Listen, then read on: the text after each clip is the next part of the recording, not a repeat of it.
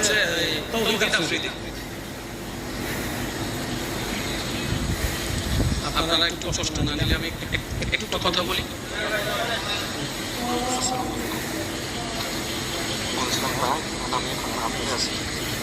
তো গাইস দেখেন মুখরম বাড়ি হুজুর কি বলতেছে।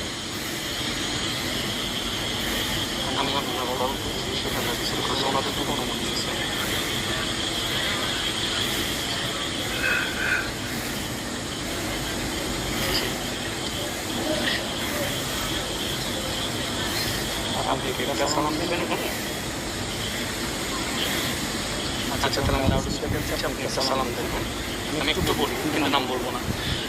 এই যুবক ভাইয়েরা, আমি কলটা রিসিভ করছি বিশেষ কারণে। একজন আপনাদেরকে একটু সালাম দিবে, ঠিক আছে? আপনারা সালাম শুনে ওয়ালাইকুম সালাম বলবেন, কণ্ঠটা চিনতে বললে আলহামদুলিল্লাহ, আর না হয় আমার ভাই নিজের